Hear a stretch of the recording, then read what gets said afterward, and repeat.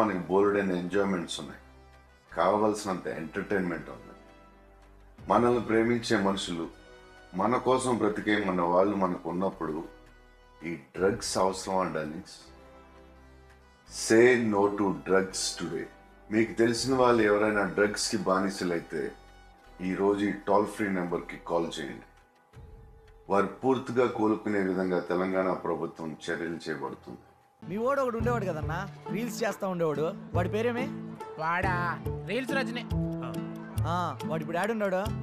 అవును మచ్చా, పుష్పవన్ పాటలకి రీల్స్ చేసి భలే ట్రెండ్ అయిందో వాడా. పుష్ప 2 ఒక్క రీల్ కూడా పెట్టలేదు వాడా. రీల్ చేసే టైం ఆడుంది, వాడికి రోల్స్ చుట్టడానికే టైం సరిపోవట్లేదు. రోల్సా అంటే డ్రగ్స్ కొడుతున్నాడు వాడు?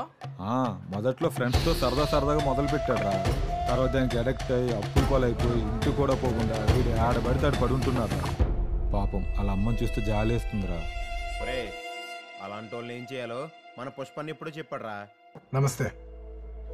మీకు తెలిసిన వాళ్ళు ఎవరైనా డ్రగ్స్ తీసుకుంటూ ఉంటే Telangana anti narcotics bureau toll free number 1908 phone చేయండి. వాళ్ళు వెంటనే డ్రగ్ యాడిక్ట్స్ ని రీహాబ్ సెంటర్కి తీసుకెళ్లి వాళ్ళ మామూలు మనుషులు అయ్యేంత దాకా జాగ్రత్తలు తీసుకుంటారు.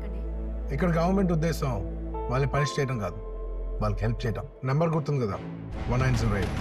Let's help the victims for better society.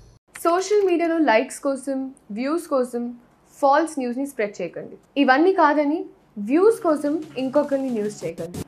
అసత్య ప్రచారాలకు దూరంగా ఉందాం. సామాజిక బాధ్యత వహిద్దాం. నమస్తే, నేను మీ అడ్విసేజ్. ఏమవుతుందిలే అని ఒక అమ్మాయి పోస్ట్ కింద మనం బ్యాడ్ కామెంట్స్ పెడితే వాటిని చదివి వాళ్ళు చాలా డిస్టర్బ్ అవుతారు. ఏం కాదులే అని మనం ఫేక్ న్యూస్ని షేర్ చేసినా అదే నిజం అని చాలా మంది జనం అనుకుంటారు. సో కాస్త ఆలోచిద్దాం, బాధ్యతగా ఉందాం.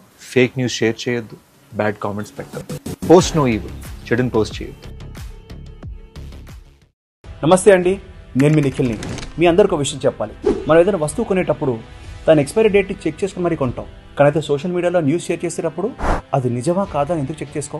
ఎందుకంటే ఏమవుతుంది అని చిన్న క్యాజువల్ యాటిట్యూడ్. కానీ మీరు చాలా సరదాగా షేర్ చేసే ఆ ఫేక్ న్యూస్ కొన్ని జీవితాలని స్పాయిల్ చేస్తుంది, నాశనం చేస్తుంది. అందుకే మీరు ఒక న్యూస్ షేర్ చేసుకునే ముందు అది నిజమా కాదా అని ఒక్కసారి చెక్ చేసుకోండి. సోషల్ మీడియాని 10 మందికి ఉపయోగపడేలా వాడతాం, ఇబ్బంది పెట్టేలా కాదు.